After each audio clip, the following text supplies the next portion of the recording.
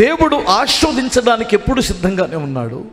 ఓ నా తండ్రి, నన్ను నువ్వు ఆశీర్వదించు అని నీవు దేవుడితో చెబితే, దేవుడు ఎందుకు నిన్ను ఆశీర్వదించటం లేదో, నీ ఆశీర్వాదానికి అడ్డు ఏమిటో మూడే మూడు మొక్కల్లో చెప్పేస్తాను. నేను బిగ్గరగా స్తోత్రం చెప్పాలి. యెషయా గ్రంథం 59వ అధ్యాయం మొదటి 2 వాక్యాలు చూడండి. రక్షింపనేరకుండానట్లు యెహోవా హస్తము కొరుస కాలేదు, విననేరకుండానట్లు ఆయన చెవులు మందము కాలేదు. అమ్మా, మీ దోషములు మీకును మీ దేవునికి అడ్డముగా వచ్చినాయి, అంతే అంతే. ఇంకా నేను నిన్ను ఆశీర్వదించకపోవడానికి నా చేతులు కొరస కాలేదే, నీ మొరను నేను ఆలకించకపోవడానికి నా చెవుల్లో చెవుడేం లేదే, మరి ఎందుకు నేను నీ మొర ఆలకించలేకపోతున్నాను? నీ దోషం అడ్డుగా వచ్చిందన్నాడు. ఏం చేశానన్నా నేను పాపం అన్నా? నేనేం చేశాను? వ్యభిచరించానా? దొంగతనం చేశానా? ఎవరైనా చంపానా? ఎవరిదైనా అక్రమంగా దోచుకున్నానా? నా పాపం అంటే ఏంటి? ఒక్క మాట మీరు జాగ్రత్తగా వినండి. సంఖ్యాకాండం 11:20లో ఒక మాట ఉంటుంది. మీ మధ్యనున్న యెహోవాను మీరు నిర్లక్ష్యం చేసిరి. ఏమన్నాడు? నిర్లక్ష్యం. మనుషులనేమో లక్ష్య పెడతావు, దేవుణ్ణేమో నిర్లక్ష్యం చేస్తావా? 3 రోజులుండే మనిషికి ఇచ్చిన విలువ దేవుడికి ఇవ్వవా? పనికి మారిన మనుషుల దగ్గర గడిపినంత సమయం దేవుని దగ్గర నువ్వు గడపవా? నిర్లక్ష్య స్వభావం కాదా? అమ్మా, బాధతో చెబుతున్నాను. మనుషు మాత్రుడు నీకేం చేయగలడు? అసలు మనుషులతో నువ్వెందుకు అంటే, మనుషులను విడిచిపెట్టమని కాదమ్మా నేను చెబుతుంది. నువ్వు పలుమార్లు దేవుడిని నిర్లక్ష్యం చేసావు. నువ్వు అనుకుంటున్నావు నేను పవిత్రత కలిగి బ్రతుకుతున్నాను కదా, నీతి కలిగి బ్రతుకుతున్నాను కదా, మరి నన్ను దేవుడు ఎందుకు ఆశీర్వదించడు? నాకు ఆయనకి మధ్యలో అడ్డేమిటి? అపరాధం ఏమిటి? నిర్లక్ష్యం. దేవుడు నీకు అప్పగించిన పనిని నిర్లక్ష్యం చేయటం లేదా? దేవుని సన్నిధిలో గడిపే సమయాన్ని నిర్లక్ష్యం చేయటం లేదా? నీకు దేవుడు వాక్యము నీ చేతిలో పెడితే వాక్యం చదవడం నిర్లక్ష్యం చేయటం లేదా? ఒక వ్యక్తి అదేదో దేశంలో 1967లో ఒక లైబ్రరీకి వెళ్ళి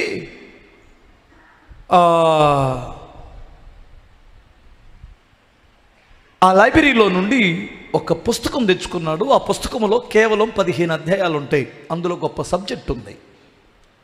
1967లో తెచ్చుకున్న వ్యక్తి చివరికి ఆ లైబ్రరీ అంతా అందులో ఎన్ని పుస్తకాలు ఉన్నాయి, ఏంటి, ఎవరి దగ్గర ఏ పుస్తకాలు ఉన్నాయని లెక్క చూస్తున్న టైంలో ఒక పుస్తకం ఒక అతను తీసుకొని వెళ్ళాడని అక్కడ పుస్తకంలో రాయబడి ఉంది. అతను కబురు చేశారు. 2007 కబురు చేశారు. 2007కి కబురు చేస్తే ఆ పుస్తకం తీసుకొని వచ్చాడు. 67 2007కి ఎన్ని సంవత్సరాలు చెప్పండమ్మా? 40 సంవత్సరాల తర్వాత పుస్తకం తీసుకొని వచ్చాడు. వాళ్ళు అడిగారు, బాబు 40 సంవత్సరాల క్రితం పుస్తకం తీసుకెళ్ళావు కదా, చదివావా అని అడిగారు. పనుల మీద పడి చదవలేదండి అన్నాడు. పనుల మీద పడి చదవలేదు. ఎన్ని సంవత్సరాలు? కేవలం 15 అధ్యాయాలు ఉంది. అద్భుతమైన పుస్తకం అది. ఒక్క రోజు దాన్ని కొరకు కేటాయిస్తే దాని సబ్జెక్ట్ అంతా నవిలి మింగేయచ్చు. 15 అధ్యాయాలే చదవాలా? సిగ్గుందా నీకు నీ నిర్లక్ష్యతనానికి?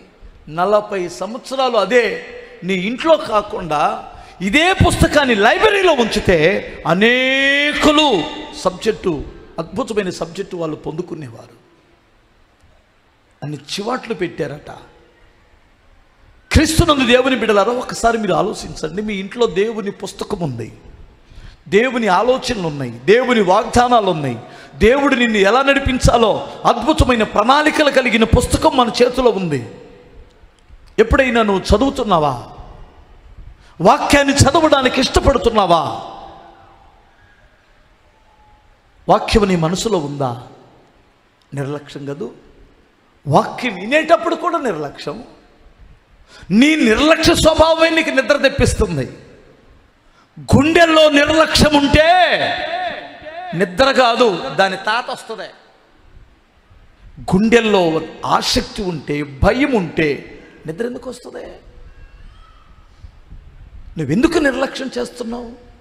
మీ మధ్యలో ఉన్నాను నేను, నీ ఇంట్లో ఉన్నాను నేను, నీ ఇంట్లో ఉన్న నన్ను నిర్లక్ష్యం చేస్తావా? ఇది పాపం కాదా? నిర్లక్ష్య స్వభావం పాపం కాదా? మీ మధ్యనున్న దేవుణ్ణి విడిచిపెట్టేసి గుణదలు వెళ్తావా? మీ మధ్యలో ఉన్న జీవాధిపతి అయిన దేవుణ్ణి విడిచిపెట్టి సాగరలు గుండు చేయించుకుంటావా?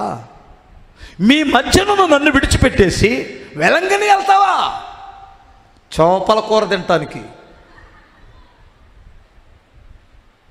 వెళ్ళాలనుకుంటే వెళ్ళిరా రాదు. అసలు అక్కడేముంది? కాశ్మీర్ నుండి కన్యాకుమారి వరకు తిరిగిరా యాత్రలో, ఏమైంది? మళ్ళీ పైపెచ్చి అక్కడికి వెళ్ళి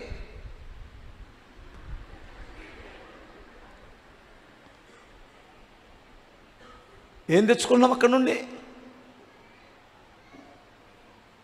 ఇంత జీవాధిపతి అయిన దేవుడిని నమ్ముకొని నువ్వు ఎందుకు పిచ్చి పని చేస్తున్నావు?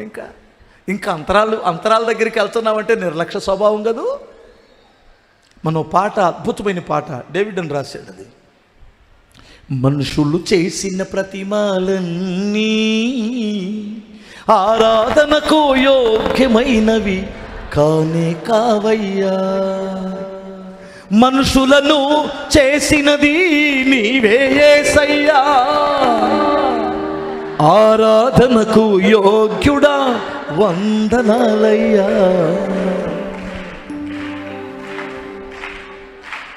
జీవము ఉన్న నా యేసయ్యా,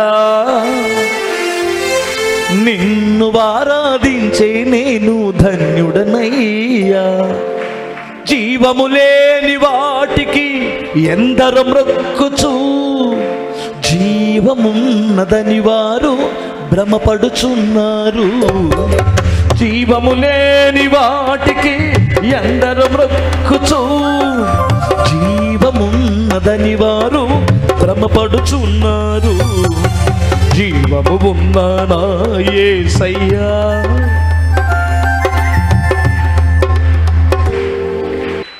దగ్గరగా స్తోత్రం చెప్పగలరా? ఏం చేశాను నిన్ను? పాపం అంటే నీలో ఉన్న నిర్లక్ష్యతనం పాపం కాదా? ఆదివారం పెళ్ళికి వెళ్ళడం నిర్లక్ష్య స్వభావం కాదు? దేవునికి ఇవ్వాల్సిన టైంలో ఫంక్షన్కి వెళ్ళడం, అక్కడికి వెళ్ళి అసలు ఆదివారం గుర్తొస్తుందా? నీకు గుర్తు? ఆడికి వెళ్ళి పట్టుచీర కట్టి లేనిపోయిన పిచ్చియో బొచ్చియో 4 పెట్టుకొని, అర్థమవుతుందండి.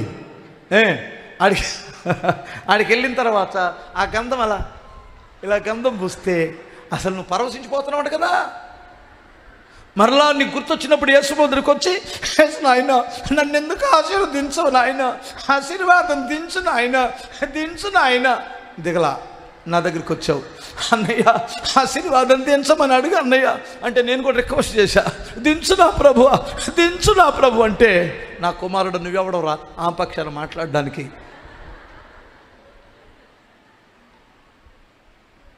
నా ముఖం చూసి చెప్పమనరా, నేను దించుతాను ఆశీర్వాదం. అమ్మ నువ్వు చూడంటమ్మా, ఆయన ముఖం చూడమంటే నా ముఖం చల్లదలేనా? నీ ముఖం కనపడని దేవుని సన్నిధిలో అది పాపం కాదా? అవును, ఆశీర్వదించబడినటువంటి వారిని చూసి అసూయ పడుతున్నావంటగా. వ్యభిచరించవు, దొంగతనం చెయ్యవు, ఎవరిని చంపవు, ఎవరి కొంప దోసుకోవు. అసూయ మాత్రం కడుపు నిండా పెంచి పోషిస్తున్నావు. భలే అసూయ. భలే అసూయ. అసూయ పాపం కాదా? చెప్పండి ఒకసారి, మీరే ఆలోచించండి. హల్లెలూయా. సనగడం, సనుక్కోవడం పాపం కాదా? చెప్పరేంటమ్మా? సనగడం అంటే తెలుసా? సనగడం అంటే తెలుసా? మోషే మీద ఇశ్రాయేలు సనిగారట.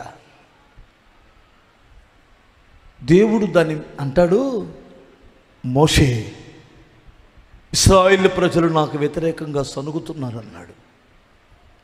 వీళ్ళకి మైండ్ పోయింది. అదేంటి, మేము మోషేకి వ్యతిరేకంగా సనిగాం, దేవునికి వ్యతిరేకంగా మేము ఎప్పుడు సనిగామంటే, నా సేవకుడైన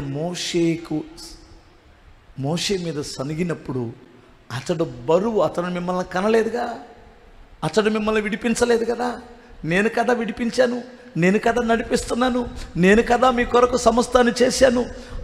అతను మీద సరుగుతున్నాడు. దీని అర్థం ఏంటి? అతడు నా ప్రతినిధి కదా. సనగడం అసలు ఎందుకు జరిగారో తెలుసా? మంచినీళ్ళు లేకపోతే సనుగుతారు, ఎండొస్తే సనుగుతారు, అర్థమవుతుందా? మాంసం దొరకకపోతే సనుగుతారు, 2 ముక్కలు తక్కువ పడితే సనుగుతారు, వచ్చిన వెంటనే వందనాలు చెప్పకపోతే సనుగుతారు, ఫోన్ ఎత్తకపోతే సనుగుతారు, వాళ్ళ ఇంటికి రాకపోతే సనుగుతారు. ఏమండి, ప్రతిదానికి సనుగుడే.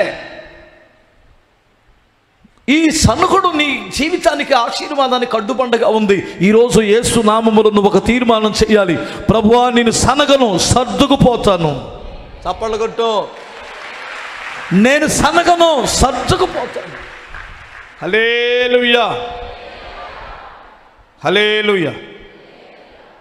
ఓకే అన్నా, ఈ పాపం పోవాలంటే నేనేం చేయాలి? దీనికి పరిష్కారం లేదంటారా? ఉందా లేదా? ప్రతి రోగానికి మెడిసిన్ ఉంది. డాక్టర్ దగ్గర లేకపోవచ్చు, కానీ నా దేవుడి దగ్గర ఉంది. కంగారు పడొద్దు. నేను చేశాను, సనిగానన్నా, నిర్లక్ష్యం చేశానన్నా, ఉపవాసం ఉన్నాను, నా పాపం ఎలా పోయిద్ది? నేనేం చేయాలి? నా దోషం ఎలా కడగబడిద్ది? నా దేవునికి నాకు లైన్ ఎలా క్లియర్ అయిపోయిద్ది? చాలా తేలిక, అంతే. స్తోత్రం చెప్పగలరా? యేసు రక్తము ప్రతి పాపము నుండి అంతే. విశ్వాసముతో కూడిన యేసు శిలువ యందు విశ్వాసం ఉంచి నిన్ను దేవుడు కడుగుతాడనే నమ్మకంతో పశ్చాత్తాపడి, ప్రభువా, ఇక నా జీవితంలో నిర్లక్ష్య స్వభావం రానివ్వను, ప్రభువా, నేను ఇంకెన్నడూ తప్పటడుగులు వెయ్యను, ఇంకెప్పుడు అసూయపడను, ఎప్పుడు సనగను తండ్రి, ఇంకెప్పుడు తప్పుటడుగులలో నేను పడను ప్రభువా, ఈ ఒక్కసారికి నన్ను మన్నించమని ప్రార్థన చేస్తే నీ కన్న బిడ్డను విడిచిపెట్టుకుంటావా? నీ కన్న కొడుకును నువ్వు బజారు నేర్చుకుంటావా? చెప్పొకసారి. నీ బిడ్డను ఎప్పుడైనా నువ్వు విసర్జించగలవా? లోకమంతా ఒకటైపోయినా నీ బిడ్డను నువ్వు కడుపులో దాచుకుంటావే. నీకే ఒక శరీర సంబంధికే నీకు అంత ప్రేమ ఉంటే నా దేవుడికి నీ మీద ఎంత ప్రేమ ఉంది, ఎంత ప్రేమ. ఆయన రక్తము నిన్ను కడుగుతుంది. ఇంకా చెప్పనా? ఒక మాట చెప్పనా? యవనస్తులు దేని చేత తన నడతను శుద్ధి చేసుకుంటారు? దేవుని వాక్యము వలననే కదా. వాక్యమును శుద్ధి చేసింది.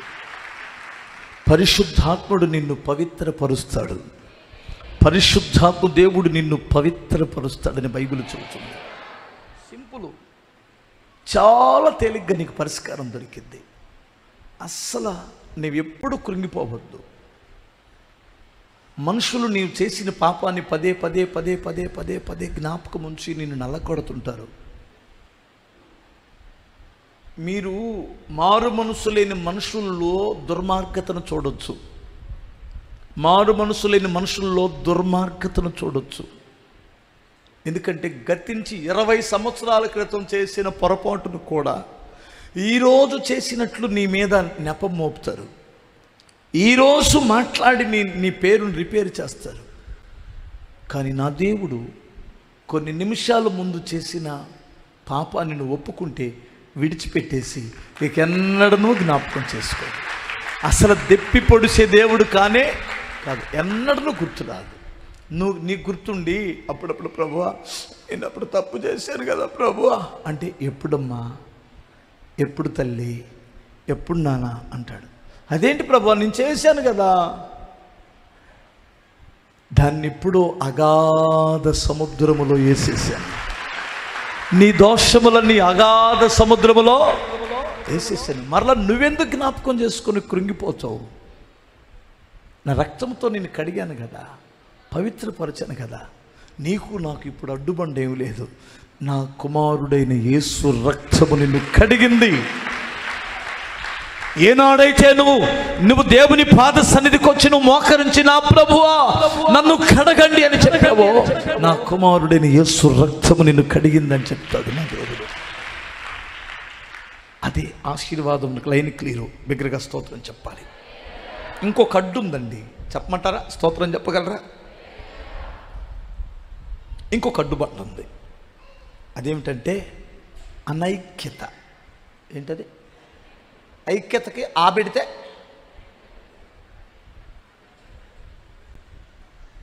అంటే ఐక్యత లేకపోయే స్వభావం, కలిసే స్వభావం. ఐక్యత కోల్పోయిన దగ్గర ఆశీర్వాదం ఆగిపోయింది. సహోదరులు ఐక్యత కలిగి నివసించుట ఎంత మేలు, ఎంత మనోహరం అన్నాడు. మీరు ఆశీర్వాదమునకు వారసులుగా పిలువబడుతుంది కనుక కీడుకు ప్రతి కీడైనను దూషణకు ప్రతి దూషణను చేయక దీవించండి అన్నాడు. సాధ్యమైనంత వరకు మనుషులందరితో మీరు సమాధానముగా ఉండుటకు ప్రయత్నము చెయ్యండి అన్నాడు. ఎందుకో తెలుసా? తనకు తాను వ్యతిరేకముగా లేచిన ఏ ఇల్లు నిలవదు, కూలిపోయింది అన్నాడు.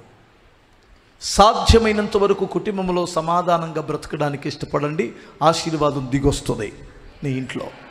యేసు నామములో నేను హృదయపూర్వకంగా మీకు ప్రకటన చేస్తున్నాను. బిగ్గరగా స్తోత్రం చెప్పు. సమాధానం ఎక్కడుంటుందో అక్కడ ఆశీర్వాదం ఉండింది. సంఘములో కూడా అందరితో సాధ్యమైనంత వరకు సమాధానం కలిగి ఉండండి. ఏమంటారు? స్తోత్రం చెప్పగలరా? హల్లెలూయా. ఇప్పటికీ దేవుని దయ వలన ఆయన కృపలో పలానోళ్ళతో నువ్వు మాట్లాడన్నా, ఏంటి మీ ఇద్దరికి మాటలు ఇవ్వంట అని నాతో చెప్పండి. మీరు మాట్లాడుకోరంట కన్నా అని చెప్పు, దగ్గరికి రా. నేను కానీ మరలా వాళ్ళతో మాట్లాడకపోతే అప్పుడనండి. ఎందుకండి ఒకే ఒక్కడితో మాట్లాడకూడదు. అడెవడో తెలుసా? సాతాను గారితో మాట్లాడకూడదు. స్తోత్రం చెప్పు ఒకసారి. హల్లెలూయా. ఒకే ఒక్కడితో మాట్లాడకూడదు. ఎవడాడో? సాతాను గాడు.